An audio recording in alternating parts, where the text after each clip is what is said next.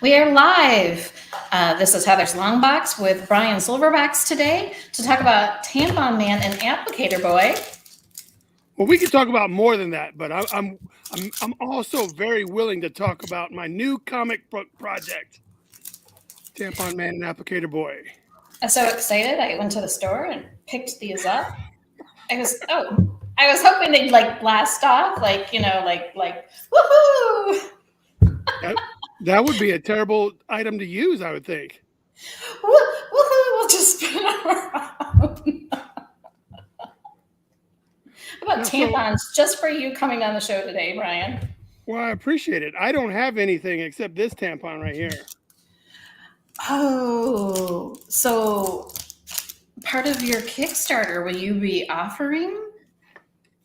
I for it during the Kickstarter, which if you want to, you can go to tamponman.com and it'll link you over to the Kickstarter. But so I had their two lead characters 3D modeled. And then, so if you're into 3D modeling, So if you're into 3D modeling, you can actually buy the STL file, or you can actually get them already printed, and then we'll send them to you, and you can paint them however you like. But yeah, so I did it with Loggerhead back in the day. Mm-hmm. Like I really just think that having physical stuff is really, really cool. It's fun. It's kind of expensive though to find someone that can do 3D modeling. I thought it was going to be.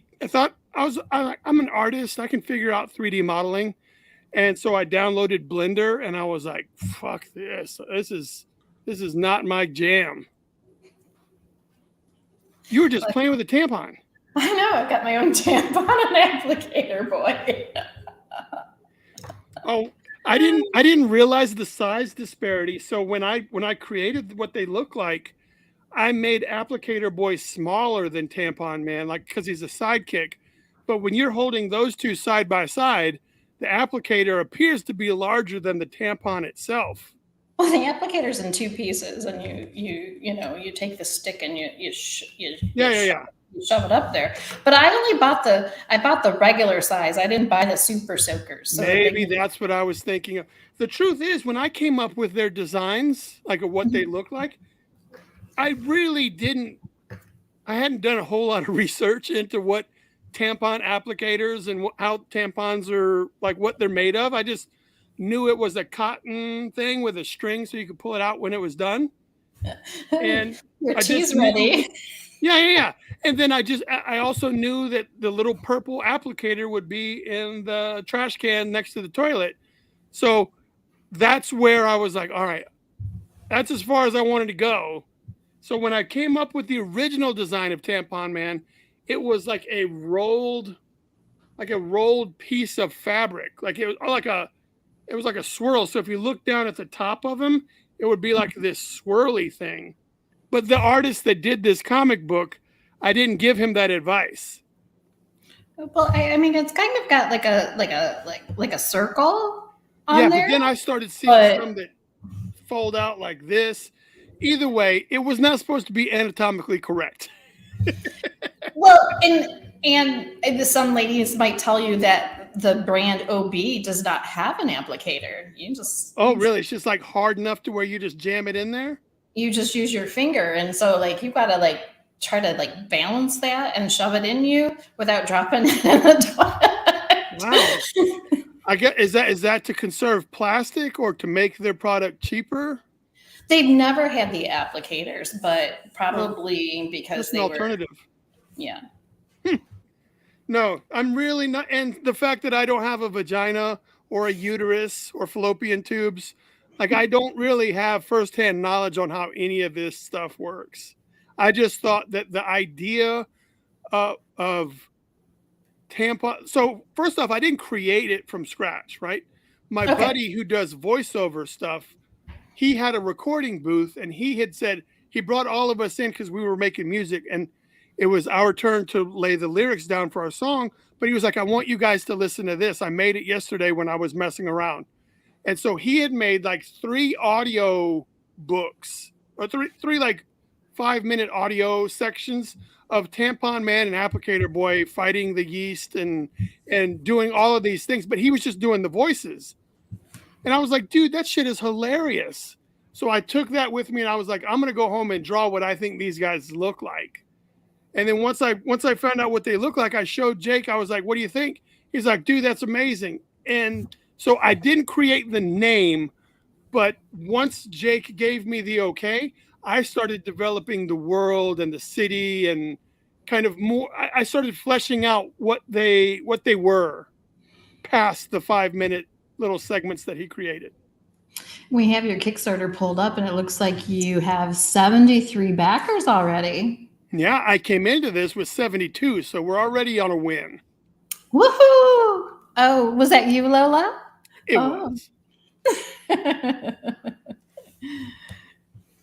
But yeah, so I can't take full ownership of the names, but it was me that. But in this, so the guy that co-created this with me, the originator, his life has shifted in other directions, and he no longer really wants to be doing fart and poo-poo jokes and stuff like that. Like that's not where his heart is. So he just doesn't. What about his butt? Is that where his butt is? I haven't looked, but I'll just take his word for it. But so he, like, the reins of this are now fully 100% mine, even though I didn't come up with the name. Okay. But you have the rights and you're taking off with it. Yeah. So you've been talking about this project for a while. The odd story about this is I got out of the military in 2002. And when I moved back to Georgia from Fort Bragg, I started doing music with my brother and my friends. And then that's when Jake made the audio samples of Tampon Man and Applicator Boy. And then I started drawing them. And I started coming up with these ideas. And I kind of pushed them off to the side because I was like, we should make this a cartoon. I didn't know how to do cartoons. And then my brother made it into like a little video game. So we had a video game for these guys. Oh. And I was writing I was trying to write my first movie script. I thought I was going to be this great writer. So I sent my writing sample off to a production company. And I said, hey, would you guys look at my script? And they're like, all right, Brian, that's funny. But do you have anything else for us to look at? And I was like, oh, shit, I don't have anything going on. I said, I got this thing called Tampon Man and Applicator Boy. And they said, send us that. So I didn't have a lot at the time. So I was like, hey, I'll send it to you like at the end of the week. So I used that week to kind of come up with the name of the city, kind of come up with some secondary characters. And I made all of it like a handbook. It was really like a 3-page PDF, but listing all the different characters, what their role in the city would be. And I sent them that. And they said, oh, that's awesome. We want to buy that from you. And I was like, holy shit, man, these people want to buy something. So I told Jake, I was like, Jake, these people want to buy this. And Jake's like, I don't care. I don't want anything to do with it. You just make it happen. I was like, all right, cool. So after a little bit, I ended up selling it to them. And I split the money with Jake. Like I was like, here's your part of the money. Even though you didn't want anything, here's your part. And then they had it. And I was like, oh, man, it's only a matter of time. It's 2003. You know, South Park is hot and all this other stuff, the Aqua Teen Hunger Force. I'm like, dude, it's only a matter of time. And we're in Atlanta, so they're going to talk to Adult Swim. They're going to talk to, you know, what's up, Floyd County. They're going to do all that stuff. And nothing ever happened.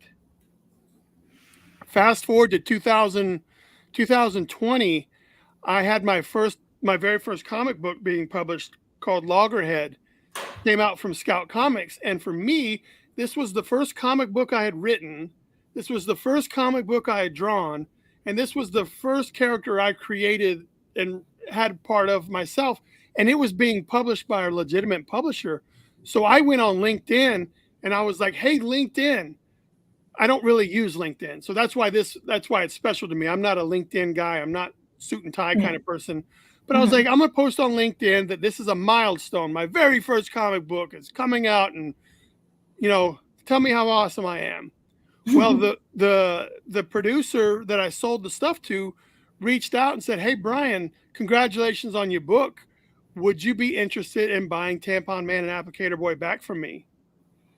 And I was like, "Oh shit, man! Like that's cool." Like it had been, and this was so from like 2005 to now, it'd been 15 years that I'd always just kind of like, well, I guess I'll never see that again. Yeah. And then he proposes that to me, and I was like, holy shit. And so I was like, I got the money together and I gave it to him. And I was like, thank you, sir. And I was like, now I have full rights back to Tampon Man and Applicator Boy. And I immediately started writing. I was like, I need to write at least just one issue of a comic book so it makes it easier for people to understand what this brand can be. And it could be a cartoon, it could be a movie, like it could be all these things, but I need to have something tangible that more than just a 2-page PDF that kind of tells you things. So I was like, I'll write a comic and I'll make it all self-contained. There's no continuation, like it's this, but you can see there's room to grow. So I wrote it, and then I know that this art style that it needed to be isn't what I do. So I hired Chris Goings to be the artist for the book because he has a very animated, a very cartoon. His style just looks like a cartoon come to life. Well, even looking at the Applicator Boy, like on the Kickstarter, he kind of reminds me of Courage the Cowardly Dog. So you've got that, you've got that style, and it's hilarious. Yeah, so I mean, I can see this definitely on Adult Swim. You mentioned Adult Swim, and I'm like, yeah, I can see that. And I wanted to, I made this comic book to make it easier for us to see it on Adult Swim. Like it's, you know what I'm saying? Like you'll be able to hear their voice. You'll be able to hear the jokes. You'll have multiple images of each character. And you're like, this can fucking work. So this is really like me making a pitch. This is like my you're pitch introducing packet. And you're introducing your characters, Yes. You're introducing the world, that they live in to our world. And I want to see how well it's received before I put too much time and effort into it.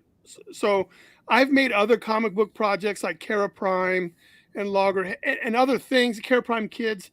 And I've put a lot of effort into those things, and then I'll produce it to the world, and then I don't get the results back. And I'm like, what a waste of time and money that was. I should have done something a little more of like a sample platter to see if that's where I should be focusing my energy. So this project here on Kickstarter is me sampling out whether or not people are going to find this type of thing funny. Should I pursue it and make, pillows, and should I try to make a cartoon? Should I try to make more action figures? Is this something that people are going to give a shit about? You said pillows, and just imagine hugging. I'm on my period. I need my tampon, man. Yeah. Pillow. Like, dude, there's a guy I know. His artist name is Hairbrained, but it's like hair like a rabbit.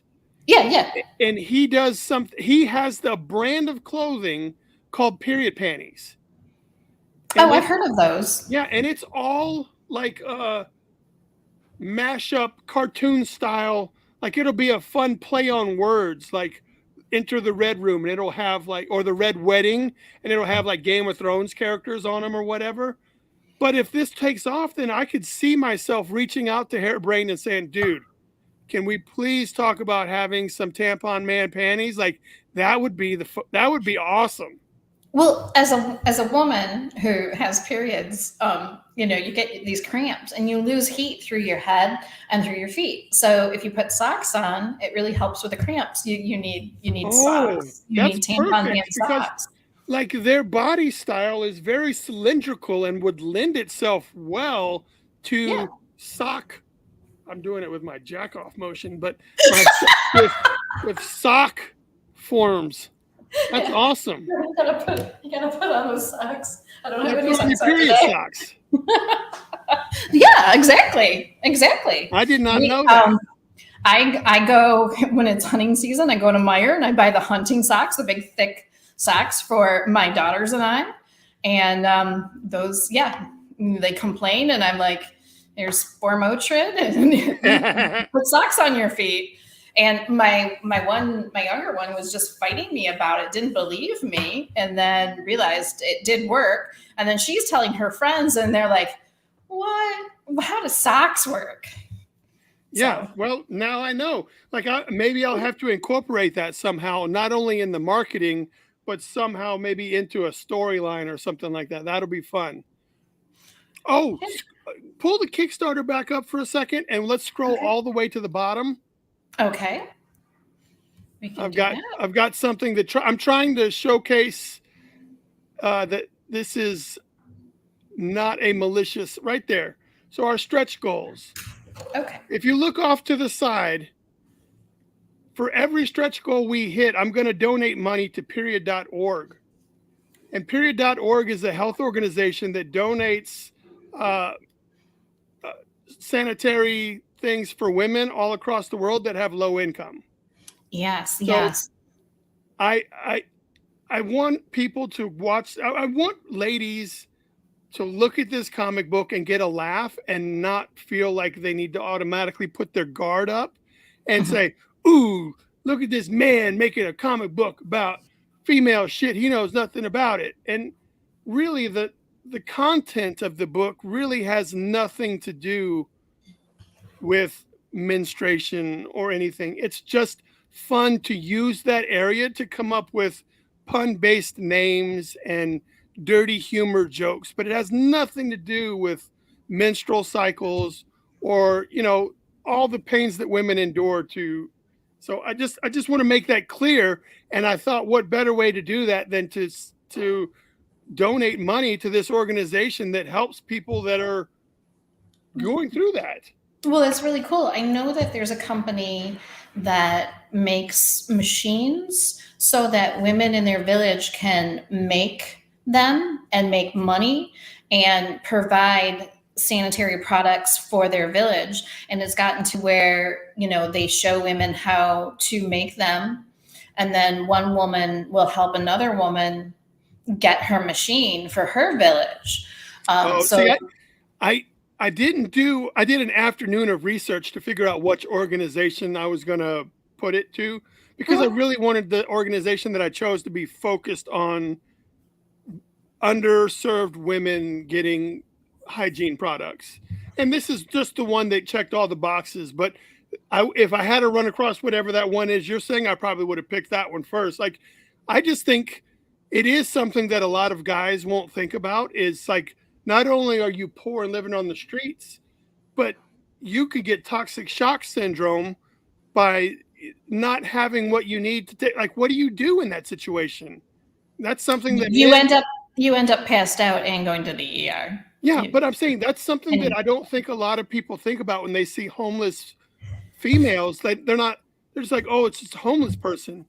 Yeah, but there's a little bit more complicated. Like, guys don't have to do anything special being home. Like, either way, I think it's a difficult thing, and I am right. You talk about hygiene products. You talk about, when you, like, your church will do a fundraiser, or they'll have organizations where, they're providing deodorant, toothpaste, toothbrush, maybe a comb for your hair. But even in prison systems, it's very hard for women to get these supplies. They're only given so many for the whole week, and they really need that number for a day. And so, like you were saying, you have firsthand knowledge of being in prison? System? No, I've never been to prison, but it is talked about, and a lot of people do actually donate for, the women in prison, because they only get 8 a week. Oh yeah, because you got to go through like 3 a day, right? Something like that. For average. Average. The certain kinds say that you can wear them up to 8 hours, or you can wear them overnight. But there are some where, you do need to change them every couple of hours. And with, pads as well. I like your yeast. It reminds me of the mucus guy on the commercials. Yeah, but I promise you, my guy was first. So the thing is, like, when Jake originally made the audio for this, like, the bad guy was named King Yeast. So I was like, all right, cool. But then when I got to thinking about this, I was like, well, what's he the king of? I didn't want a Game of Thrones style comic book, so I didn't want to have him be a king. So I tried to come up with a cool, fun throwback name. Like, everyone our age is familiar with the Beastmaster, so I thought Yeastmaster would be a fun play on words. Yes. And Max Heavy Flow, Colonel Crust, and Thunderclap. Yeah, and there's the bad guy. So if you grew up watching Power Rangers or any other show where there's a bad, like the Foot Clan in Ninja Turtles, like there's always this horde of bad guys for our good guys to beat up. Like, just endless supply of baddies. Yeah. This comic series is no different because we have the Gonorrhea Gang. And I'm going to tell you a funny story. I'm Episcopalian, so our priest is married, and I knew his wife from school, and we were at coffee hour, and I commented on her bracelet. She had a new camellia bracelet from her mom for her birthday. I said, "Oh, that's a pretty chlamydia bracelet." Oh. And it went over her head. She was like, "Oh, thank you." And we talk about the bracelet, and I realized my faux pas. And so years later, I told her, and we had a good chuckle about it. Yeah, that's make for awkward conversation. Yes. So, I was going to ask you. We were talking before the show about Disney's movie, the Red Panda. Turning Red. Yes. About a girl who turns into a red panda, and the backflow, pardon the pun, of women, moms, saying how the movie was inappropriate. I thought it was done very tastefully, tactfully. It was very a cute, adorable movie to discuss something that, young ladies have to go through. I watched the movie not with absolutely zero. I just knew it was a new Disney movie that I was watching, right? So I watched it, and then as I watched it, I was like, "Oh, she's a teenager. This happened." I was like, I put it together in my head, but I'm watching it with my grandchildren, and they're not saying they don't know anything about that stuff. And then I watched the movie, and it's not overtly in your face that's what this is. No. So these crybaby ass parents, if they don't tell their kids this movie is about having a period, then the kids aren't going to fucking know, because if they know, they don't care. And if they're too small, they can't put that together.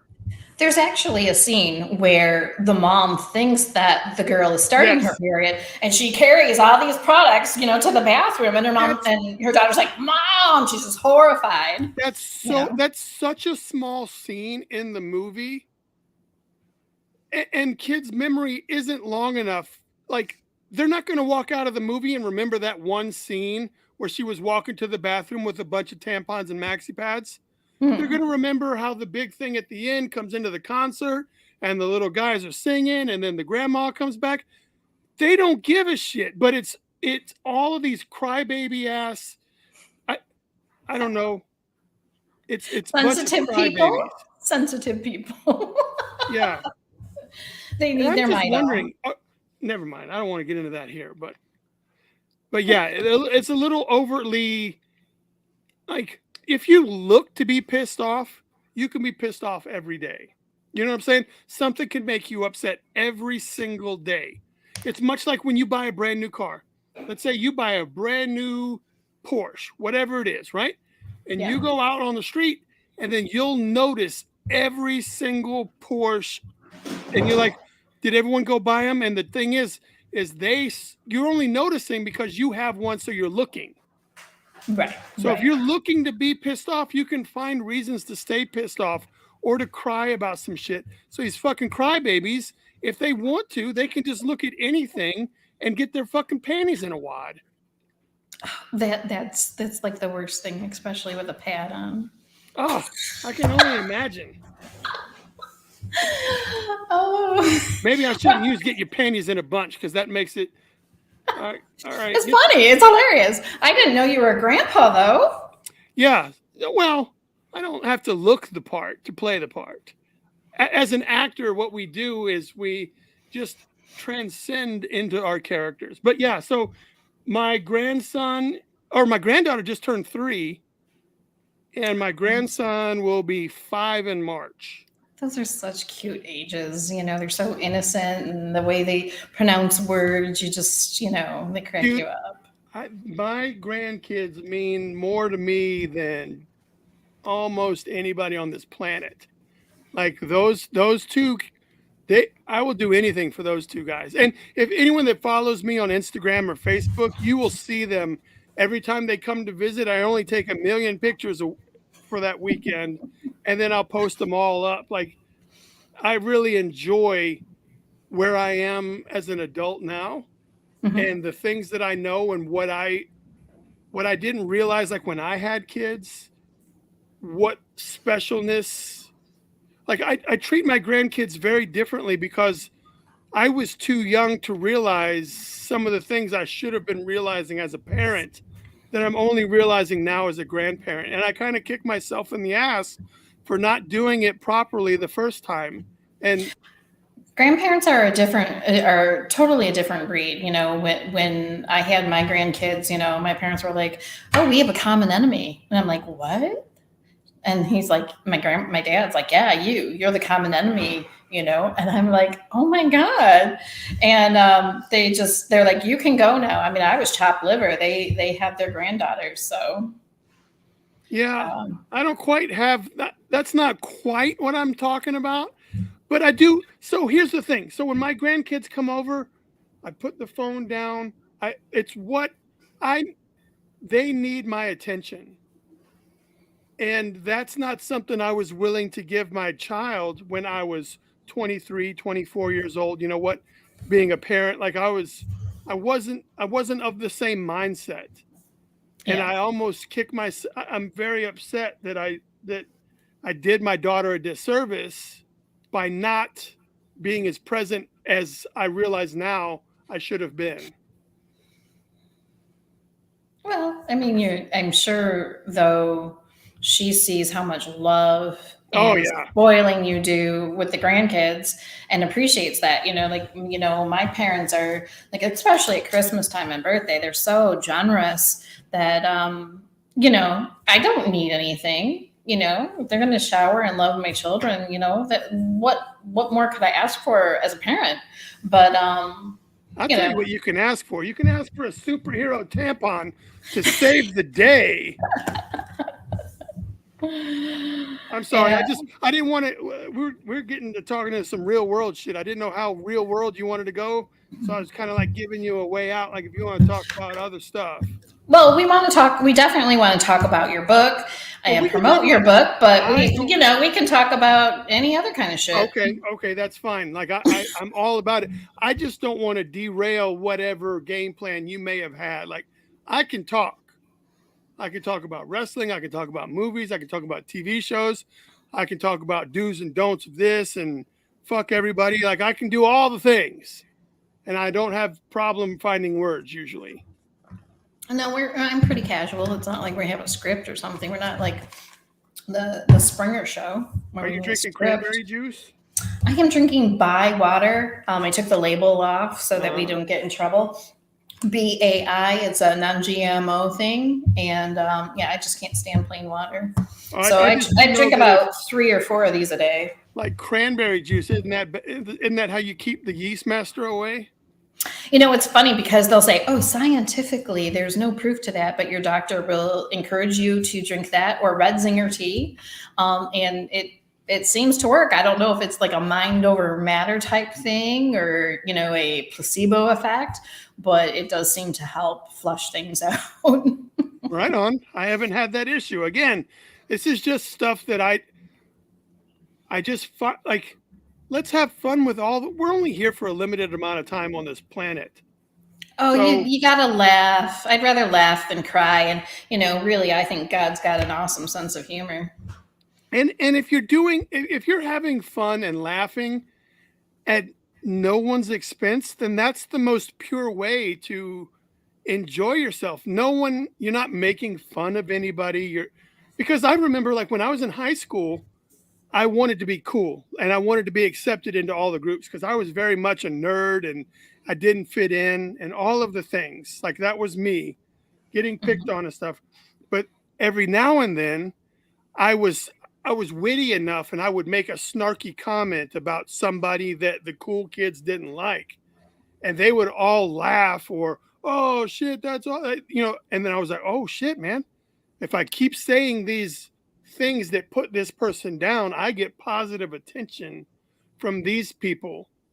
So I really became like an asshole because I didn't.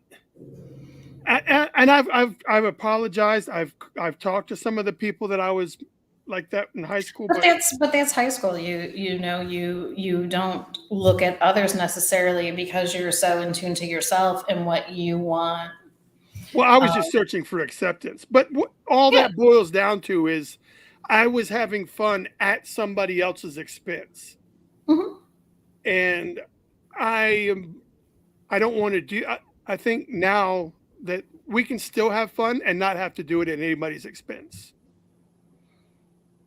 So. Right. Well, and that's the great thing about, cartoons and comics is that you can take a bear, and make jokes about a bear, and nobody's going to be offended.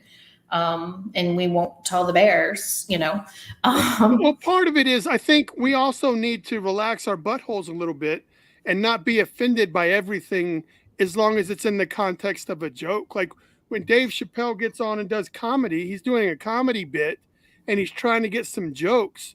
And not everything he says is 100% how he feels, but it's something maybe funnier in the way that he words it.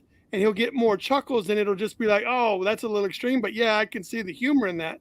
And I think people just need to, in general.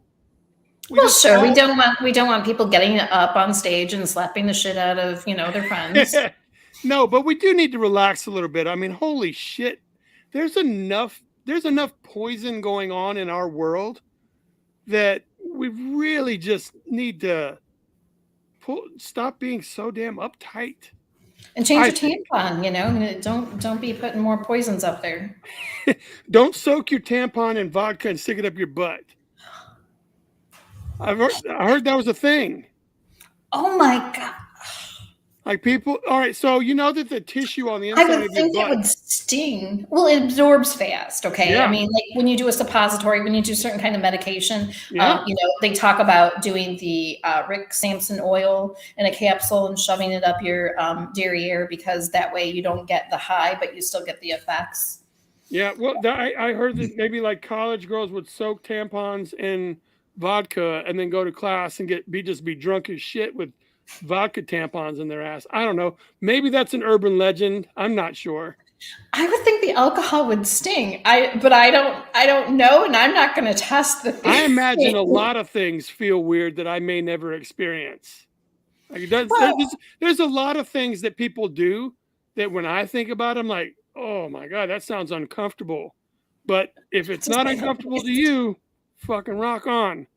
Nobody's being hurt, right? Back to the thing, like. If it like that's how for me, like when people I just can't believe that people get upset that their neighbor's gay or that their kid is gay or whatever the thing is. Like, what the fuck effect does that have on you? Yeah. Like, why do you give a shit who makes that person happy? Get the fuck out of here. I don't do racism and all that anti anything that's out of your control is stupid to me. You can't control what skin color you are. You can't control who makes you feel certain ways. Like, fuck, you're going to make fun of me because that's how, like, oh, dude, it gets me riled up. I mean, I might cringe if you talk about gerbils and hoses and stuff, but but that's different.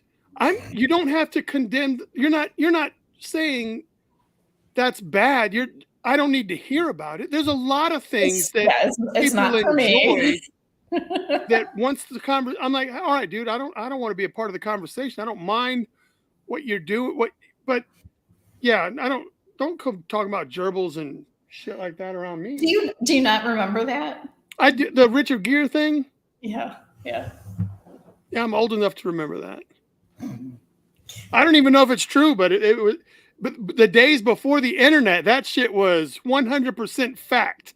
But when there was no internet, like everybody believed that shit, just like they believed the Ultimate Warrior died and someone was coming back to be in his place. But there was no internet, there was no dirt sheets. You're just like, I heard somebody say the Ultimate Warrior died, and that's really a fake. And you're like, oh shit, I guess it is. Yeah. The rumor mill, goes around for 3 months or 6 months before it's, finally corrected, and then, the sensation, the pop sensation, has died off, so nobody really cares. So I'm assuming that we are very similar in age. Like I'm 50. Okay, so we're similar in age. So when we went to high school, did your high school, whatever high school you went to, I'm wondering if this happened at every high school, there was always this girl that was masturbating with a hot dog, and somehow a piece of the hot dog broke inside her. Did you guys have that person? Okay. Actually, I had a friend who would freeze them and use them in the bathtub. And yes, that did happen. And so then she did call me. What do? I said, you sit on the toilet and you bear down and push it out, or you dig it out with your fingers and it'll eventually come out. Okay. Well, I didn't realize that the conversation was going to go that route. Like for me, I always thought that was just a story, and every school kind of picked whoever. No, there's always one girl who gets this idea and thinks that they can shove food up themselves. Okay, well, shit, maybe it's true. You just blown my fucking mind. Like now, I always thought that was just a made up story that every school had. Chick A inserts hot dog. Ooh, don't mess with her. She's the one that fucked a hot dog. Brian, I am the type. So I was a nurse. I can talk about shit at the dinner table. Okay. Yeah. I mean, there's not much that I can't handle. I don't see it at the dinner table, I'm good. Yeah, so there's not much that I can't talk about. No, I'm not. I just never thought that was real in any scenario. And then you're telling me that you had a fucking friend who did this shit. Like that is. I'm not gonna say her name. No, that's fine. I'm not asking for her name, but the fact that this story is real in your world means that it wasn't all just a rumor back in the 90s when I was in high school. Like, oh my God, there's a real person that did it. And I think there was probably like around 272 people in my graduating class. A lot of them I knew from kindergarten. I grew up on an island in Michigan, so it was a very small community. So, word spreads like wildfire. Plus, my grandfather and my father were on the fire department, and would go to rescue runs and stuff. So, yeah, you hear things. Huh. All right. So let me ask you some questions now. Okay. All right. Give me your top comic book artist of all times. Like you don't have to put them in any order, but give me like several names to let me know where your head is. Like for me, and let me give you a for instance. Okay. For me, there's going to be greats. There's going to be the John Byrne. There's going to be the Jack Kirby's. There's going to be the Steve Ditko's and stuff. But for me, those people don't count because they weren't the ones that I really fucking like. When I was getting into comics, there was artists that's the shit I like. I'm not disregarding the greats, but when you ask me which comic book people I like, it's these fucking people. So that's what I'm asking you. I'm not asking you if Kirby was the greatest ever. I'm saying when you started getting into comic books, there had to be a couple of artists that just knocked you over every time they worked on something. No, so I started reading Spider-Man out of the newspaper when I was 4 years old. So that's kind of like where I started from. And then in the 90s, I started collecting Wonder Woman because I remember spinning around in the living room to, Linda Carter. Oh, because of the TV show. Right. I was 6 years old, and when Wonder Woman came on, I'm spinning around, in the living room, and my mom made me little bracelets and stuff. So in the 90s, I started collecting Wonder Woman, and now I collect I don't really read the stories too much. Yeah. I'm collecting for the artwork, and so people like Jim Lee, Carla Cohan. I'm really Surdsey. I can't say his name. Szerdy. I don't even know who that one is. Nate Surdsey. I love his covers. Lucio Perillo. Yeah. If I'm saying that correctly, because he is Italian. I'm not Italian. So those names, like when they come out with something, I look, and like I've started collecting Vampirella.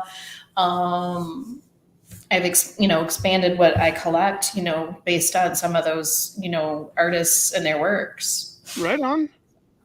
That wasn't the answers I was expecting. Like, for me, if you were to ask me the same question, like, it would be pretty much the entire founding fathers of Image, but back when they were at Marvel. Like, that's when I jumped on to comic books, really, was the Silvestri X-Men, and the Todd McFarlane was doing the Amazing Spider-Man, and Jim Lee. What was it? Jim Lee? He wasn't doing X-Men yet, but it came right after Silvestri. But like Eric Larson was on Amazing Spider-Man as well. Yeah. Like those were the artists that when I was looking at comic books, I was like, holy shit, this stuff is amazing. And then those were your inspirations then. Yeah. So those are the ones that when I saw the work of those books, I was like, wow, like what are they going to do next? And then when they moved to Image and they started Image, I guess there was a brand new coloring technique or something, because every single book that Image put out was just colored so incredibly well that I was like, what the? I didn't even read the story. It was just like, these fucking things look amazing. Because they weren't doing just the primary colors anymore. You know what I mean? Yeah. I didn't the old superhero movies. Yeah. Old superhero. As I was looking in my mind, I was like, Image is just doing it way better than anybody else. I didn't realize that the coloring techniques had advanced, and it just happened to be around that time. But I was just like, dude, these guys got their shit together. How can I be cool like them? Alan Art Adams. Art Adams. Holy shit. Art Adams still blows me away. Art Adams stuff is amazing. So he did 2 covers for the Fantastic Four that had the new Fantastic Four, which was like Ghost Rider, the Incredible Hulk, Wolverine, and Spider-Man. That was like, I was like, who drew that shit? And then he did the X-Babies, Art Adams stuff, and he does a lot of Godzilla stuff. But Art Adams is, I can't, it's mind-blowing to me. I love the shit out of some Art Adams. I think too that Marvel and DC have their templates. What before. Word did you just say? Template. Oh, template. Okay, template. Okay. Yeah. I thought you said Tumblr or something. I was like, all right, I don't know what that means. Oh no, they have like a formula, basically. Ma'am. And so you would have writers and you would have artists that were long-term on comic books. Now you have ones that have, short-term contracts, 9 months. You don't like the storyline, just, wait 8 or 9 months, it's going to change. So I think that when the guys left and created Image, they were willing to step outside of the box and do things that other people hadn't thought about or other people hadn't tried. They did some, maybe people would say, oh, risky moves or whatever, but they were breaking those templates down. Yeah. Like Spawn and Deadpool. Well, I don't know. I haven't done enough research, but I do own the video, the movie, about all the Image creators. Like when they left, they made like a documentary movie about that. Like I've got that.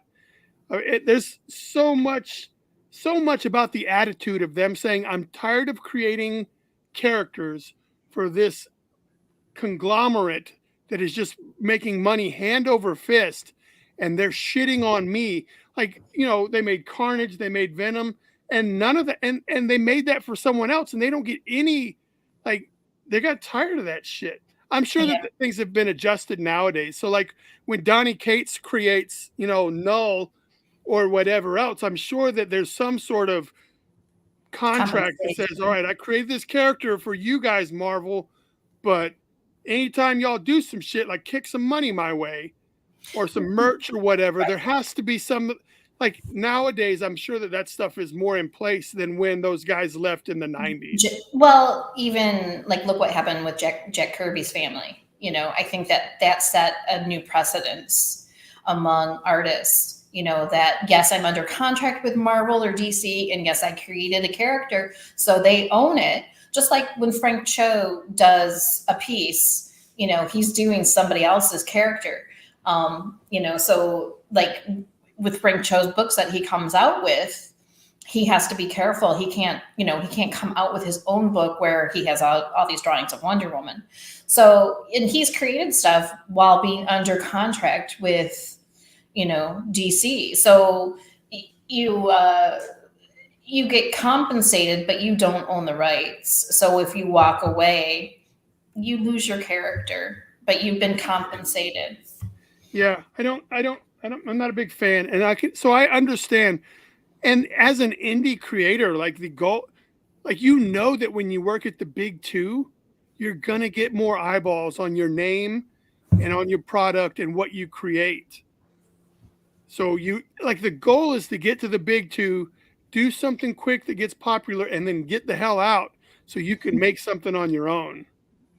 Alan Dukes also says Image changed the game for creators, and he definitely did. And gave independent creators more of a voice. I think anyway.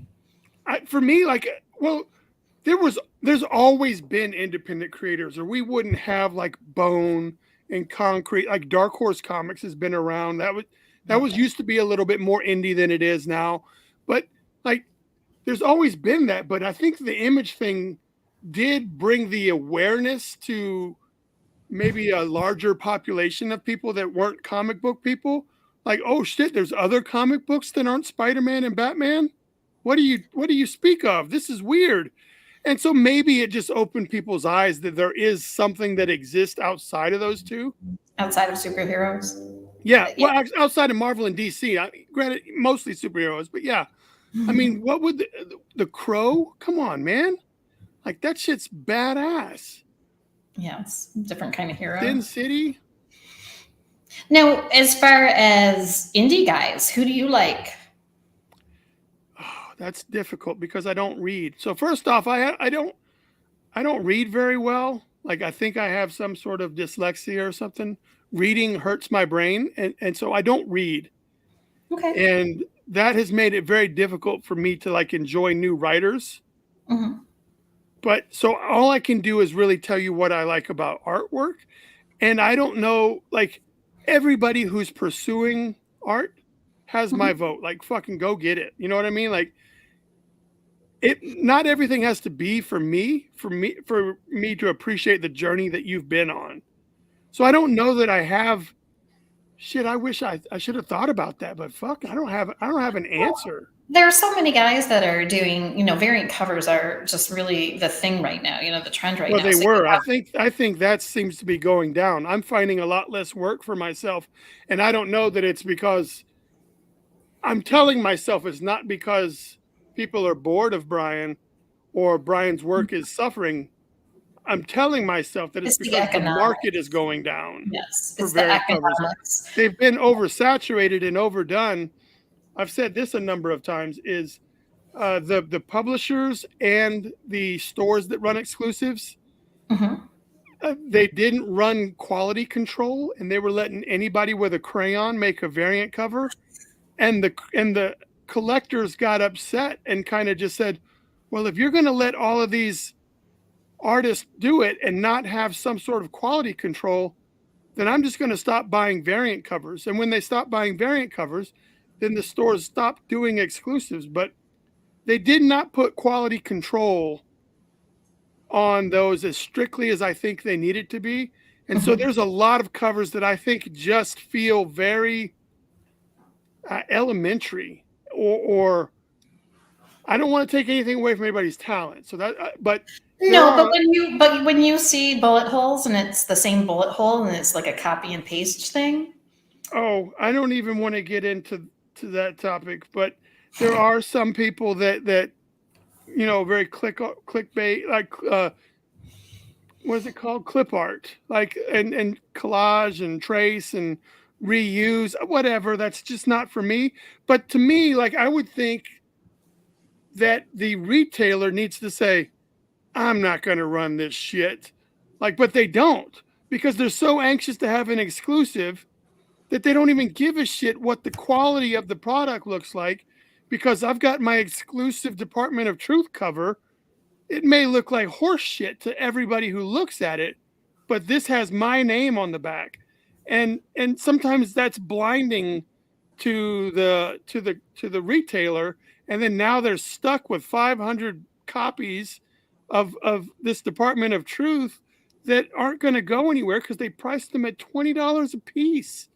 Yes. And then, so I just think the market for variant covers is really drying up. Well, my guess.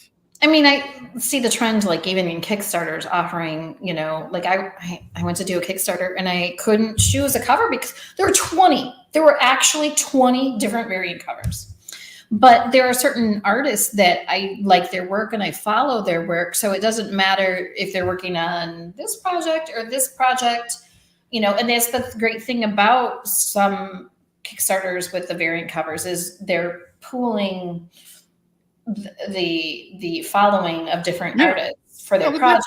That is completely smart on the mind of the creator or whoever made the comic. Like when I did my Kickstarter, like I knew that Steph Wilson has a huge audience. I was like, dude, I need to fucking get with you and do a cover with you. Now, granted, it didn't work because my book isn't a booby book, but like, you know what? My book's not a booby book either, but I have stuff did a cover for me, and we just talked about colors the other day. But so I appreciate what it takes and why people have all these variant covers. I know the hustle of that, but I also know that it can get very taxing on the collector and the buyers. Like, I can't buy every fucking cover. And so I don't know. Yeah, congratulations to anybody making shit. Like that's the thing. You a lot of people talk the talk, but the creators that are taking shit to Kickstarter are walking the walk. So you have to give them a thumbs up. Like, your shit may not be the greatest, but half the people are too lazy to even fucking do anything. So congratulations to you. We have a Facebook user. I don't know who they are. It just says Facebook user, and they have the 3 thumbs up. But writing your story and getting it out there. I mean, we all, I think, have one story inside of us. I'm hoping to have more. Well, yes, get aching to get out there. And so if you can make that happen, I think that you're really ahead of a lot of other people who. Oh, hey, Dave Brown. A lot of people. You're ahead of a lot of people who have the story to tell, but have a hard time finishing it, or hard time making a decision, or don't know what direction to go to, or as yes, you're the creator and maybe you're the artist, but there's other technical stuff that you have to deal with and you have to know to get your book made and out there. Well, and you have to have a lot of money. Like most of those people, the letterer, the colorist, all those people don't work for free. Oh no, I know. You know what I mean? So there has to be a dedication. So when I do my little live shows and stuff like that, I very much am like, stay creative and get shit done. Because what separates you from the others is if you have 18 products that are complete and done, and each one of them is progressively better than the one that came before it, that shows me a track record of you getting shit done and always getting better, as opposed to the perfectionist that's still sitting on page 5 and not finished anything because it's just not perfect. Well, yes. You got to get shit done. Russell Nohelty out in California. I think he's written 37 books. Yeah, like fucking novel books. Like books. Very successful Kickstarters. Yeah, he cranks them out and makes them happen. And we'll never know the sacrifice that somebody has made to get their book out. You know. I do know that. They skip lunches for a whole month and pay their artist. They skip going to the doctor and paying that copay because. Oh yeah. By the way, I just went to Walmart. Walmart has doctors now. I saw something, but I didn't know. Yeah, I didn't know about it either. Not all Walmarts. It's called Walmart Health, and I don't have insurance, right? So I have a tooth that's bothering me, and I went to Walmart Health, and I'm going to get my tooth pulled. I'm going to go get my teeth cleaned. I'm going to get. So they do dental at Walmart? Well, yeah. Not only that, but check this out. They do counseling, like for kids that, like, if your kids are, traumatized, PTSD, or just need a counselor, you pay by the hour, and you can set up counseling sessions for adults and for children. They have therapists there. Dude, it is fucking amazing. And you don't have to have insurance. You can have insurance. Why don't you have insurance through the VA? The VA, well, I didn't get a disability percentage. So I just got out of the Army. I didn't get a percentage of disability. So they do cover my medical, but they don't cover anything dental. Okay. Probably no vision either. Probably not. But I see enough owl commercials that I think I'm just going to go to the buy 2 pairs of glasses and get one free or some shit and get that done. But so for anyone that's in my similar circumstances as me, is like you're self-employed, you're freelance, you don't have great healthcare, whatever, dude, check out Walmart Health. And there's a lot of services that are relatively affordable, man. I was shocked to find this out. And so is this nationwide, or are they just trying it out in a couple of stores? I think they're rolling it out. Like there's only here in the Atlanta area, I think there's 5 Walmarts that have this service. Wow. But it's a relatively new thing. So you have to just, I guess, look up Walmart Health and see if there's anything that pops up in your area. But I found 2 that were close to me, and I went and had one. So 2 days ago, I went and had my mouth x-rayed, and I'm getting the tooth pulled out on December 1st for $250. So, Brian, are you just wanting your 2 front teeth for Christmas? No, my 1 back tooth. I'm just teasing you. All I want for Christmas is my 2 front teeth. Yes, ma'am. Walmart official site, become a Walmart member. Walmart Health. Why Walmart Health? We offer affordable and transparent pricing with or without insurance, the highest level of care from our qualified physicians and nurses. Dental care, Springdale price list, Jacksonville price list, Chicago price list. So Walmart Health grows in Florida with 16 new healthcare centers opening in 2023. Awesome. Thanks for pointing that out, Brian. I just know that I can't be the only one that's in this position, and I found out about it, and I'm kind of I like to live my life and not hoard information. If I feel that someone else can use it, I like to disseminate as much helpful information as I can. And to me, that was just, more people need to know about that. Oh, definitely. So many people are, independent employers or employees, and you got people that are making their a living with Lyft or Ship, shopping or landscaping, whatever. But pizza delivery people. Yeah. So check that out if you need it. You're welcome. So can we see where the Kickstarter's at? Oh yeah, let me look. Well, you're probably going to find it first. Oh, there we go. 73 still. So that's cool. But I enjoy talking to people, and that is what I've gotten to do. So that's pretty awesome. And who else do you have on your campaign? Who else has been working on this project? Oh, the people that helped me. So Chris Goings did my artwork. Okay. He did all the interior artwork. Chris Goings is Tennessee. He lives in Tennessee. So I've seen him at a couple of shows throughout the year. That's cool. And then that B cover was done by Michael Ratliff. He does a lot of, and then that one's my cover. but and the whole thing was lettered by Nikki Fox Robots. Yeah, I follow Michael Ratliff on Facebook, and his stuff is amazing. Like that style is just my style.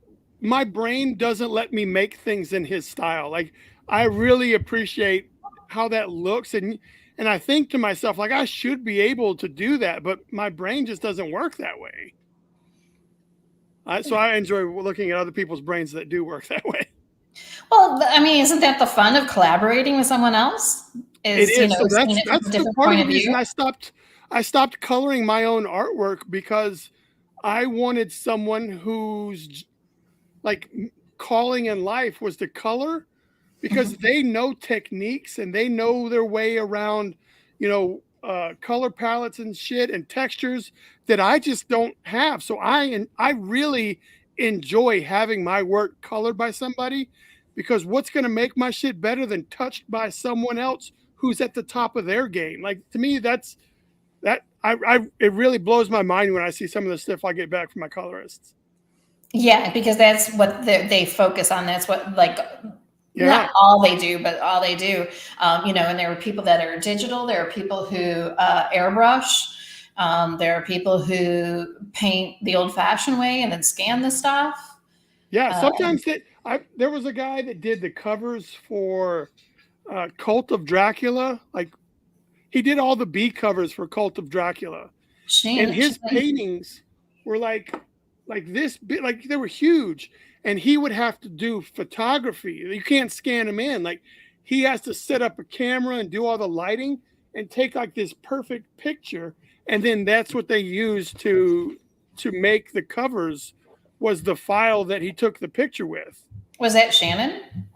No. All right, then it wasn't Cult of Dracula. It was the second series, The Rise of Dracula or Reign of Dracula. I forgot. He's got a weird artist name, and then he's got a Casey. No, it's not Rich Davies. No, he writes it. That's Cult of Dracula. Yeah, well, he wrote the Reign of Dracula. That's this follow-up series. But all the follow-up series had B covers done by I can't remember his name, but it was big old artworks. Like Reticulous or fuck, I can't remember his name. Anticulus, something weird like that. Reign of Dracula B cover artist Renzo, Jordan D. Renzo, Puis Calzada. Let me see. Casey. Here's his real name is Casey Woolner, but Intactus, Entactus. Okay. So he did all the B covers for the second series, whatever the name of it was. I think it was Rise of Dracula was the second series. Okay. All of his were paintings that had to be photographed to turn into covers, and I thought that was just cool. Rise of Dracula. Okay. So, what kind of paint did he use? Oh shit, I don't know. I just know that they were paintings, and he had to take a picture. But I did not inquire further because painting is not my jam. I can't do a stick figure, so I mean, I do photography. I've always loved photography as a kid, but I had to hire my artist. But that was the cool thing, is that when people get your vision and they kisses. Yeah, well, anytime I do these live things, she's like, I gotta come say hi. Like, can't go lay down and sleep. Just got to be in your face. It's been an hour, Dad. I need some attention. Love me. Yeah, but as soon as I'm done and go upstairs, she'll be like, "All right, I just want to go back to sleep." Like, what the fuck, man? Like a kid when you're on the telephone. Yeah. She is a puppy still, so I get that.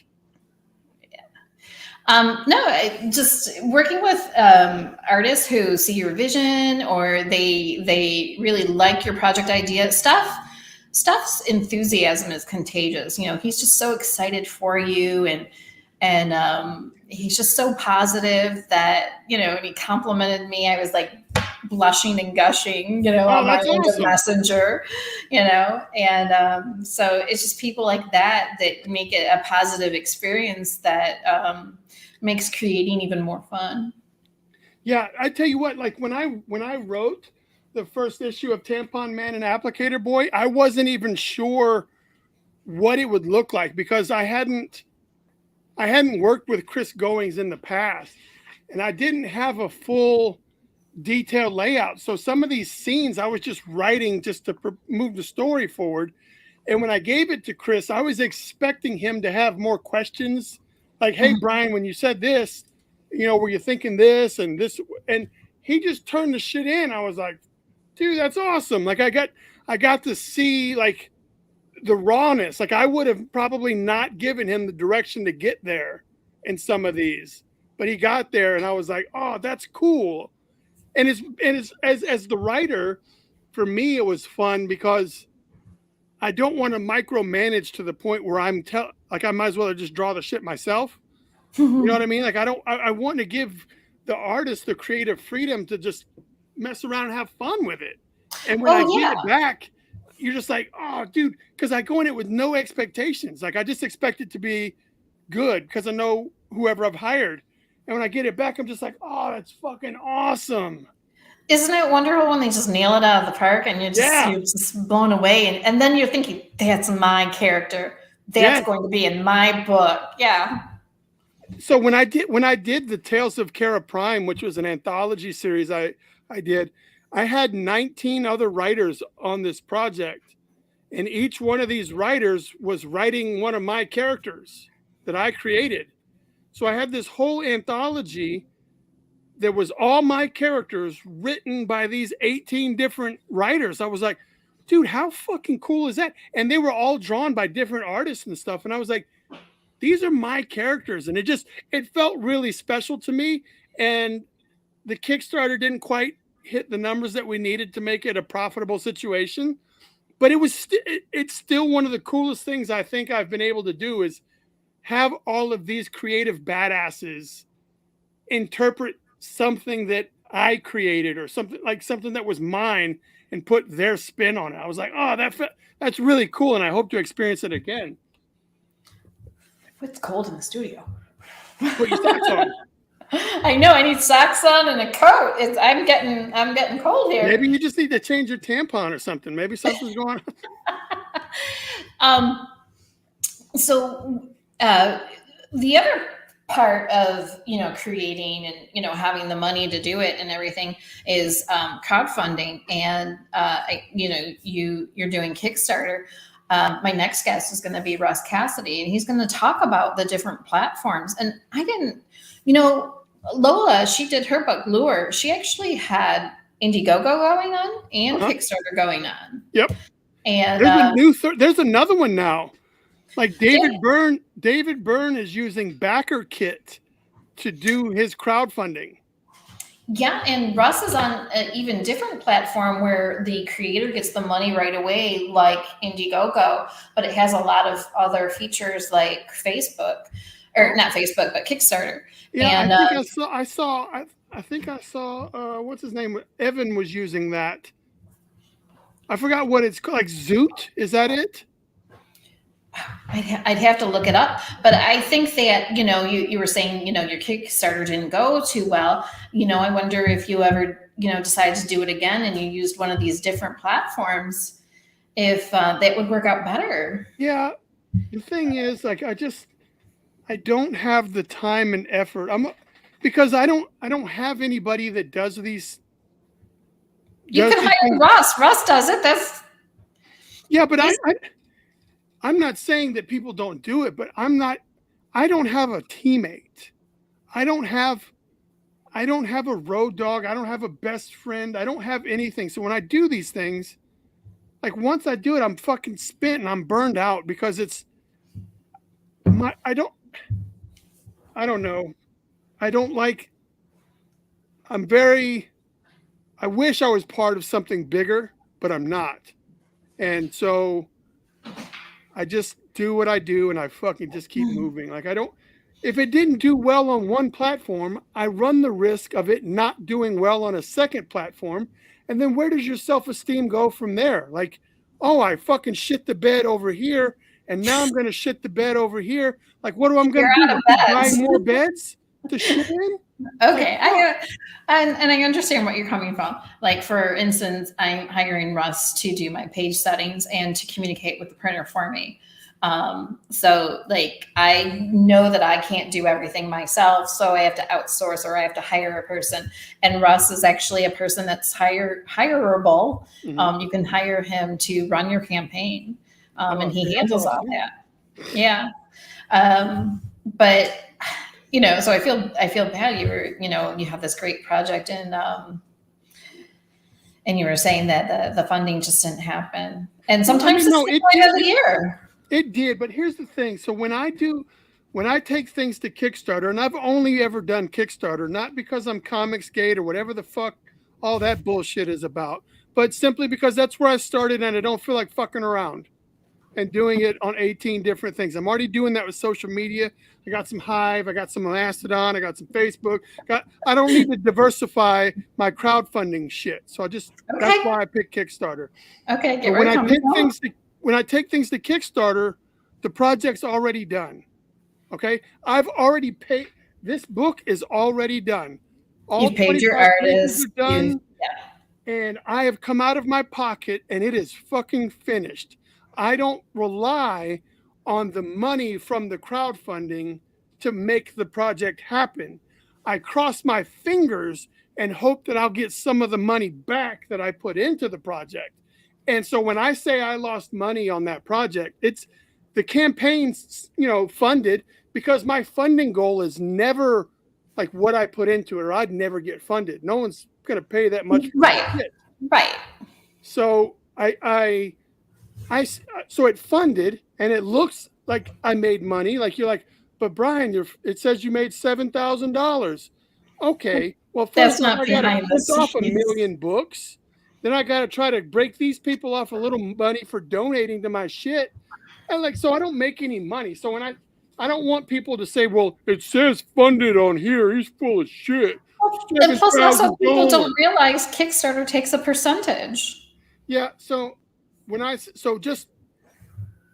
shit the bed on Kickstarter, like, it's never as successful as some of the stuff I see, especially with the booby books. Like, the booby books pull down 5 figures easy most of the time.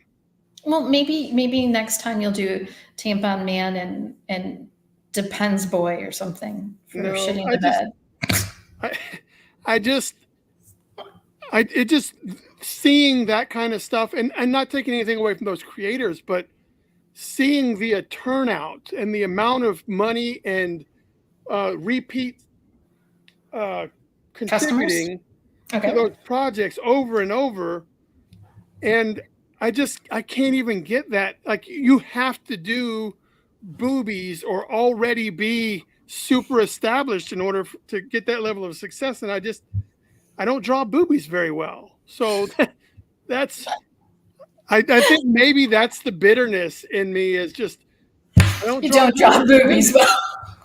I don't draw the fuck. I guarantee if I could draw women better, I'd be fucking doing it too. You know what I mean? But that's just salty, bitter Brian just wishing he had learned how to draw titties instead of muscular dudes.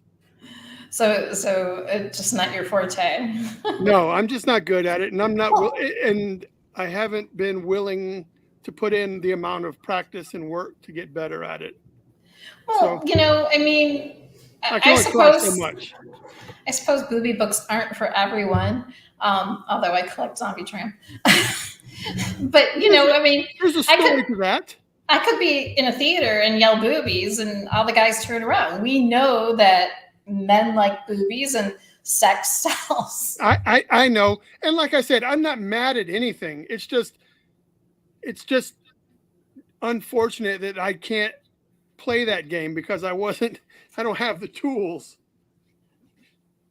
and it makes it tough for anyone else to try to play sports when they compare themselves to that. So it's really just me being my own worst mental enemy about this shit. Like, I just need to fucking do what I'm going to do and keep moving on and stop comparing my shit to other stuff. Right. You can only compare yourself to yourself. Yeah. And I think Tampon Man and Applicator Boy is hilarious. I'm going to be looking at the Kickstarter later tonight myself because I like that one cover in particular. I really want it. All right. Well, there's a new cover coming out. I'm supposed to get it back today. So at $3,500, the group unlocked a new cover. Oh. So it's this New Mutants 98 homage cover that I did. Oh, wow. So I'm waiting to get this back from the colorist, and he said he would turn it in today, but it's already been unlocked. So it's just like you can if you back the campaign, you can just add that to your shopping cart. Just add that. Okay. Hey, Brian. Thanks for joining us. Brian is a podcaster down in Florida. Oh, right on. His name sounds familiar.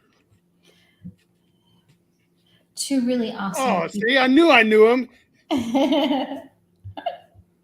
But no, so the next cover, there's only one more cover in this campaign that if we make it to $5,000, we'll unlock it, and it'll be another add-on cover that you can add to your cart for $10. Stop, buddy. Nacho. Papa, give me the treats. Yeah. Dude, Nacho, I could not get this dog to give me a kiss in the morning ever. Like, she's like, fuck you, I'm not giving you a kiss. And now here she is just trying to lick all over everything and being like, hey, what's going on, buddy? She's making you look good in front of the camera. Did I really need a dog to look good? Come on now, I look good. She's saying, contribute to my daddy's Kickstarter because he's so lovable. See, he's so delicious. He's a dog guy. But yeah, so I came into this project just wanting to do the 4 covers because my goal with this whole project is to have my own Do You Poo. If you're not familiar, that's a comic that I'm very familiar. I always say it wrong though. What do you say? Who do poo? Or something like that? So my goal is to have fun with this and just keep doing all the different variant covers. Like if I go to a show in Tennessee, then I'll make a special cover for that. If I go to a show here, like I wanted to have my own Do You Poo where I can just have all my covers. Okay, so I'm looking at the covers A through D. Yes. And I love your cover. Yeah, that's why that's the cover D. That's why I love Michael Ratliff, but and his cover's cool, but there's something about the grittiness and the rawness of your cover. Okay, so that is a Invincible homage cover. I'm not sure if you're familiar with the title Invincible, but that's a Tyler Kirkham. That's a Tyler Kirkham cover homage. Yep, I know who he is. So if you look at Kickstarter, like I thought that this cover was going to be very popular. The only way to get that cover is to either buy the A cover and add that one, or buy the pack that comes with all 4. Like you can't. So if you do the $45 level, the PDF and all 4 covers, then you'll automatically get the extra covers. One right there. Okay. And then how long is your campaign for? Till December 4th. Fuck. I can only get paid every 2 weeks. Damn it, you people, and all of your awesome Kickstarters that are going on right now. Well, I promise that there'll be. I'll have some on hand, but I don't know. Oh shit! The camera fell down because the dog. I wondered why it was all black, but then Lola was putting the campaign up, so I thought maybe it was something about that. Well, shit! I just tried to look for my face. I'm like, where am I? Where am I? I'm Invisible Man. I don't even know. Let's see what we look like here. Zach. Dog, you're crazy. Knocking shit over. Well, was she a black lab? She looks like a black lab, but she's more of like a chocolatey brown. But she's a lab. I think so. Like when you go to the pound, they don't. She looks labby to me. Well, I worked for a vet while I was going to school for nursing, so labs have very powerful tails. Well, it didn't want a hotel. She fucking ran into the whole thing because I wasn't giving her enough attention. She needed to run around and go pull some cords out and shit. It's my fault because I said the word treats. No, she doesn't even respond because she wants to go chase chipmunks. That's what she wants to do. She wants me to let her outside so she can chase chipmunks. Oh my goodness. But yeah, so that's the 4 covers. I came into this with only the 4 covers because I didn't want to take everybody's money, and I just wanted you to have some choices. Your cover D is all gone. Reward no longer available. No. That's the day 1 bundle. Where the fuck? You have to go to all 4 covers, or you have to buy the first tier and then add. Because the way I do my campaigns is most of this stuff is add-ons. So if I can't get just cover D. Correct. That is done on purpose. You asshole. I know. So you have to at least buy cover A and then add a cover D at checkout. Okay. Come on. That's the cheapest way to get a cover D. Yeah, I know there's 11 backers. Come on, I want to back it. Motherfucker. Oh, wow. Look at the mouth on you. My daddy was a truck driver and a fireman. So literally when I say my first word was fuck, it literally was. He thought I was saying truck. And my mom's like, oh, listen again, Gordon. Oh, wow. Yeah. And he's like, well, where would she pick that up from? She goes, well, Mr. Miles, you forget where you're at when you're on the phone. So, yeah, I have a potty mouth, and you know what? At this age, it's not going to change. And yeah, no shit. Like you don't like it? Fuck you. I do my best to curtail it in certain situations, but I think it adds a level. I think like when I go out to a restaurant and I try to feel out like the waiter or the waitress or whoever's the server, I guess. Like I like to drop a couple of just dirty words into my conversation, just to let them know that they can relax a little bit, and I'm not one of those crybaby people. Like just to me, like saying when you communicate to somebody like and you sprinkle in a little bit of curse words, it gives off the impression you're not that uptight. Oh, I already backed this. Oh, well then good for you. I'm like, what does it mean? Why can't I pick another one? And it's like manager pledge. And I'm like, oh, I already did it. Oopsie. I'm such an airhead. No, I mean, I'm just who I am, I wasn't by no means passing judgment. I was trying to make a joke. Oh, no. I didn't take any great offense, really.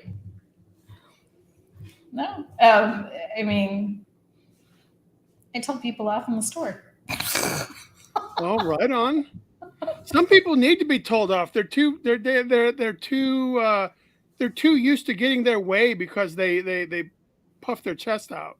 This man was yelling at his wife. Well, if you didn't feel well, why did you come? Blah, blah, blah. And I said, excuse me, but yelling at her when she's not feeling well isn't helping the situation. And he's like, well, she should have just stayed home. And I'm like, you're an asshole. Yeah, fuck that. She's smirking and smiling, and I'm yelling at him. I'm like, you should treat your wife a little bit better. Maybe she would feel better then. I'm getting to be really obnoxious in my older age. But you're allowed to. That's cool. I think you just get to a point where you don't care anymore. You just don't give a shit. There. I am there. But I give a shit about your campaign. I've already pledged. Well, I thank you. And it looks like the rewards will be available in February. Well, hopefully, as soon as it takes, it takes like 4 to 6 weeks for Kickstarter to get your money to you. Okay. And then once I get the money, then I have to send it to the printer, and then the project is only waiting on those things. Like I don't, because you've got everything else done. yeah. And to let you in on a little bitty secret time Oh, yeah. is the day one. There was a day one cover that was available. Mm-hmm. You know, it was cover D, but it was all black and white with just the red blood on it. I like I that. went ahead and ordered those like 3 days ago because I know how many of those I need. Mm-hmm. So I'm working with a new printer. So next week I will have them in hand to see and feel and touch, but I've already ordered those. So it shouldn't be too long. Like it'll be before February. Okay.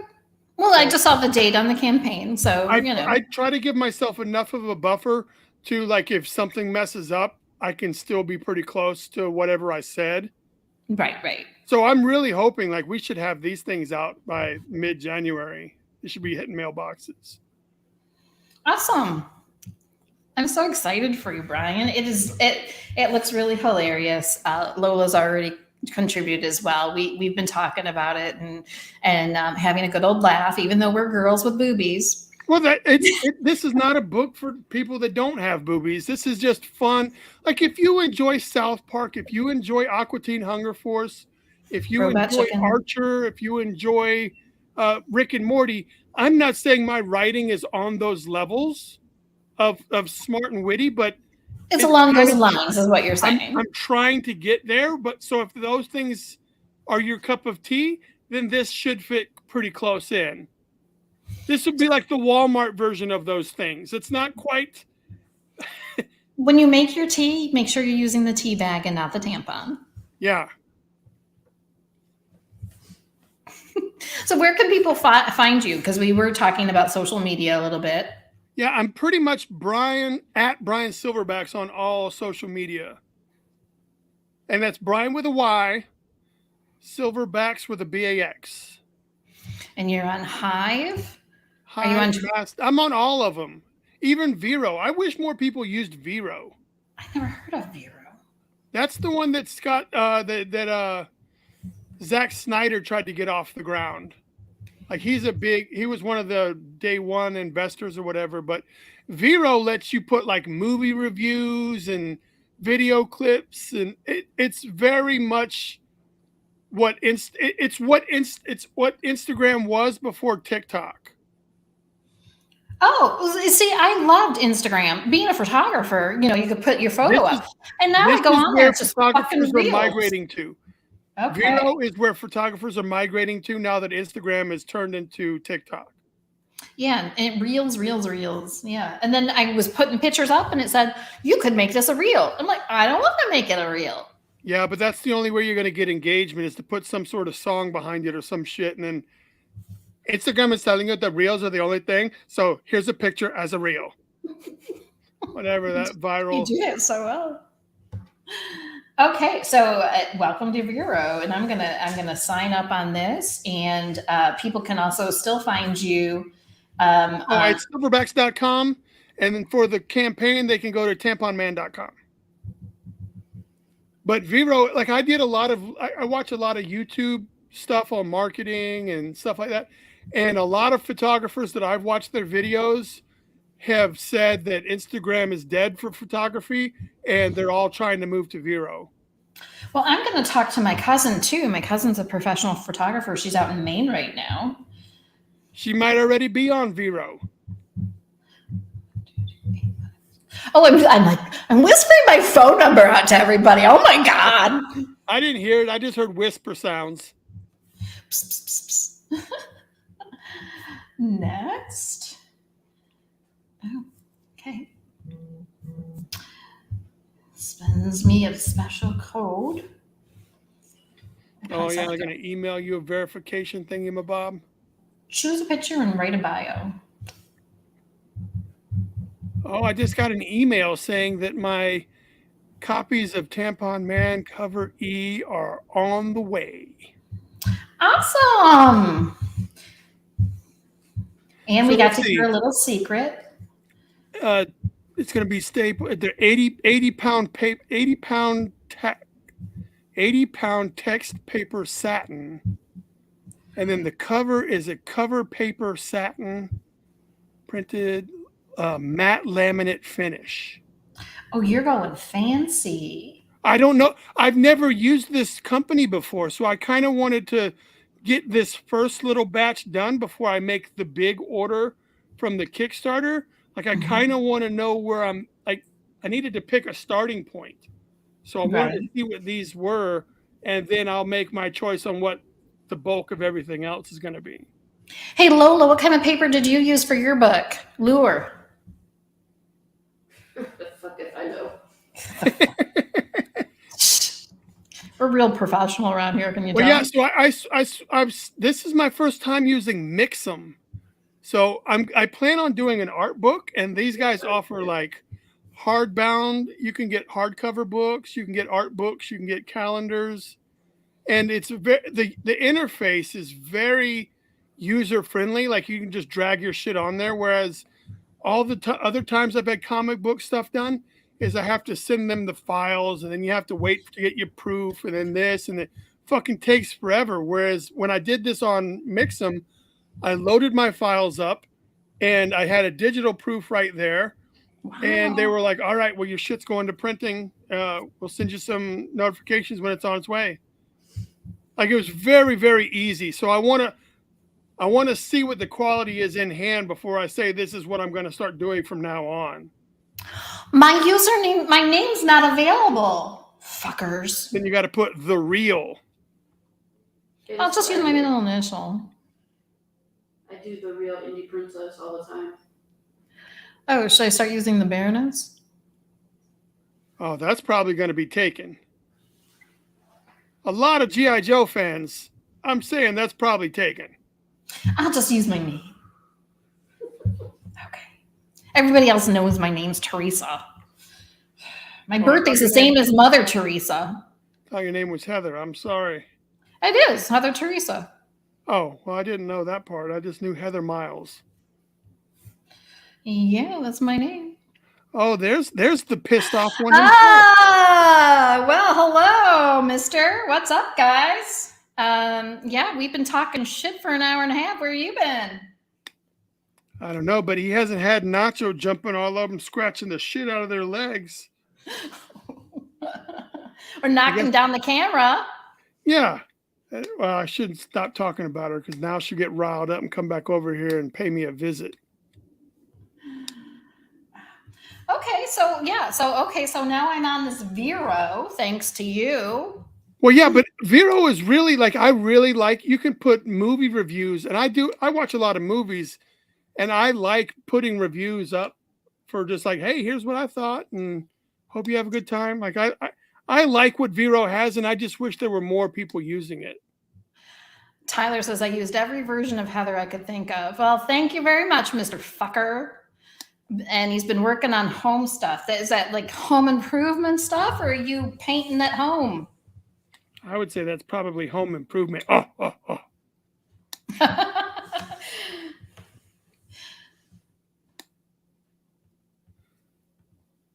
he hasn't responded yet. Maybe he has to adjust his tampon. I don't know. Maybe he lost his applicator boy in the toilet. That's a very good possibility. They do get a little wet after use. Do you want to know my horror story? Little both, wow. But improvement. Well, improvement's good. Little improvement, big improvement. Sometimes it takes time. So, yeah, I started when I was at camp. Oh, wow. I hear that a lot. I was at horse camp. Okay. And I only heard the term Kotex and tampon. And the lady asked me if I wanted a napkin. I thought she was like asking me if I wanted a dinner napkin or something. So I said tampon. Well, I never used one. I dissected the whole thing thinking I could put the parts back together if it didn't work out. And I'm spreading the cotton around. And I'm like, oh, I'll put this back together. And the parts fell down the outhouse. Ah, you're not getting those back. No. Some people today will not understand the outhouse. Like it's not a porta potty. A porta potty is like a huge step up from an outhouse. Well, I will tell you, I also lost my flashlight. Oh, damn. Yes. So my grandparents' house in Virginia, they had an outhouse, so we would stay the night. Like if you got up in the middle of the night, you had to have a flashlight to go out to the outhouse, take a dump, take a pee, or whatever. But so all the dudes had to sleep with like a modified gallon jug next to the bed, so you could just roll over and drop a pee in there without having to go all the way outside and trying to find the outhouse. So when you wake up, you take your little pee bucket and you go outside and put it in the outhouse. Okay, and everybody had their own jug. Yeah. I mean, it's just a milk carton where they cut the top off, so it's tough to miss. I don't think you can't do in Canada because their milk is in bags. Oh well. I mean, this is also in the 70s, so. All right, I'm making my first post here. And Tyler says there's a significant lag when we're talking and he's commenting or whatever. Oh, that's okay. Our internet keeps dropping. Oh, I guess I don't know if you can hear Lola. She says the internet keeps dropping. Oh well, you know what? I need to take the dog out if that's all right. Like I want to make sure I get you whatever you need or whatever I'm obligated to. But when I get a chance, I'd like. You're obligated to give me a copy of that cover. You may have already ordered one for all we know. It looks like I got cover B. I don't know. Oh, the Ratliff cover? Yeah. Well, then you can throw a cover D in addition to that. So do I do that after the campaign ends? You just said, like it said, modify your order. Like it should give you an opportunity to do any of the add-ons. Okay. Well, but Lola and I are not going to get that black and white because we were a little slow on the draw here. So that was me trying to do something to encourage day one activity, because I've heard that if day one on Kickstarter is the most crucial day of whether or not Kickstarter pushes your thing out for other people to see. So you need to get as much activity on day one as you can. Yeah, it's a big deal if you can meet your goal the first day, the first 24 hours. Yeah. Yeah. So, but we also want as much traffic as possible. So my thing was I need to have a cover that encourages people to only, like if you're going to back day one is the only way you're going to get this badass. Mm-hmm. So that's why I chose the cover that I thought would be the most popular. And then I made a color version that I felt would give it that elite, like more elite than the other ones. But that was me experiment. I've never really done that before, a day one only type thing. And it was a huge success. I had 33 backers back on the day one bundle, just specifically on the day one bundle. Congrats. So you can look forward to seeing more of those.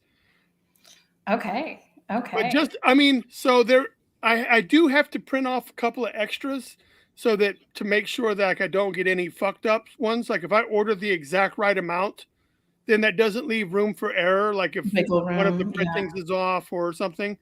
Right. So there may, like if you message me privately or whatever, like I may have some left over at the end of this. I can't guarantee that. But here's the thing. This finite number that I ordered, that's all that will ever be printed of this cover though. Okay. So, just saying. So people, if you got in on the first day, you definitely have an exclusive. Yes. So 33 people that backed at that level got that cover. And then I made it a nice round number after that. Mm-hmm. So I ordered 50 copies of the book. So that there will only be 50. And what I'm planning to do is be completely transparent with my covers. Is I'm going to have a page on my website that lets you know every cover I've made for Tampon Man and Applicator Boy and how many issues were printed of each cover.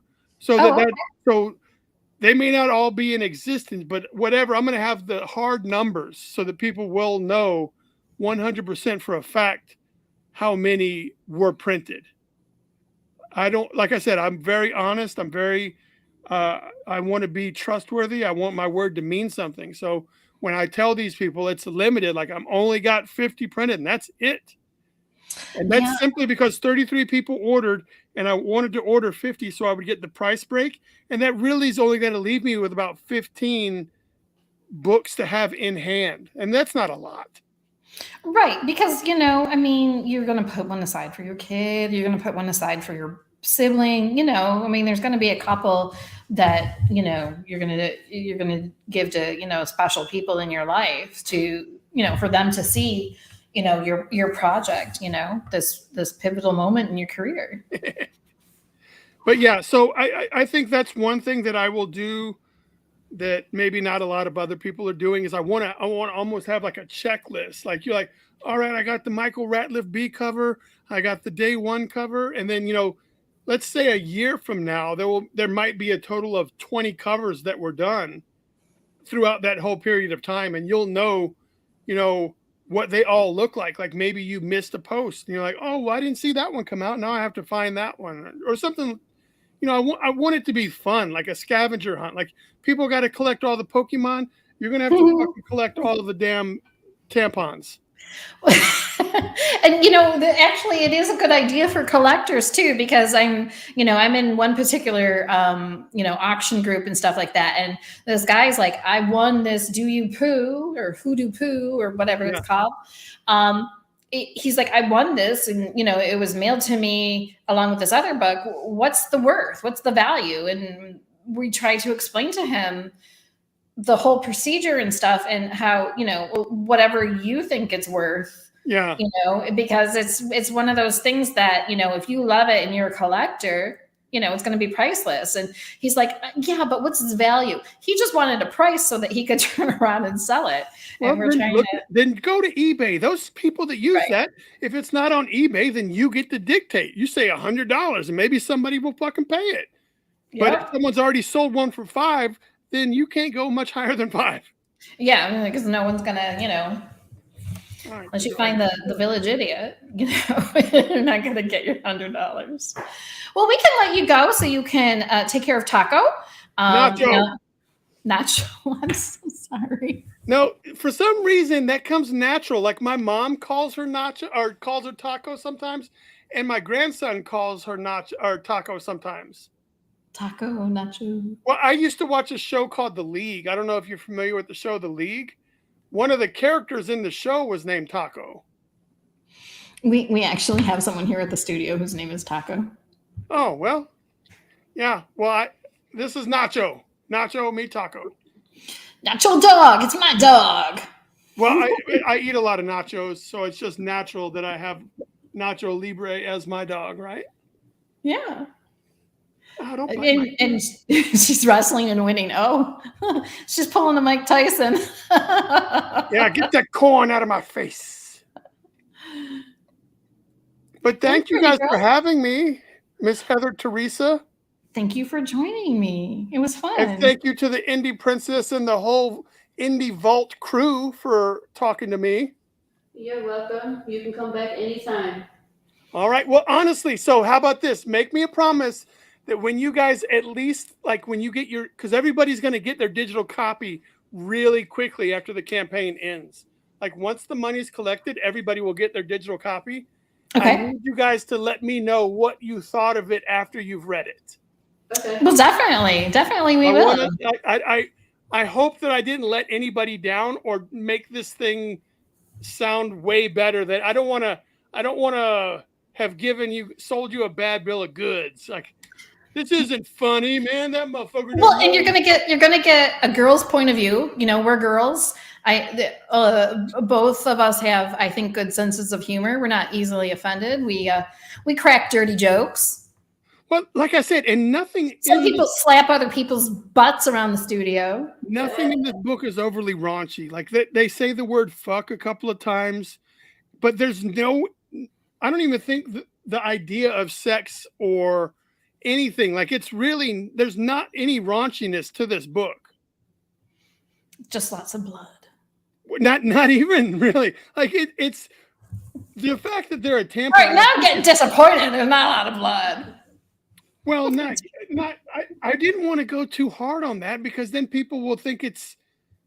I want it to be funny first, regardless of the setting. You know what I mean? Like, and then we can start playing visual jokes. I didn't want to come right out of the gate with some of the, oh, he's just coming out of a bloody pool and he's been a new character, like the Lazarus pit, and he comes out and he's all covered. He's like, I'm a superhero now. Like, maybe that's his origin story. I don't even know his origin story. So maybe he will have been dropped in a vat of acid and the acid will be red. And he comes out and he's all like, oh man, I feel like a superhero. Just dropped in an outhouse.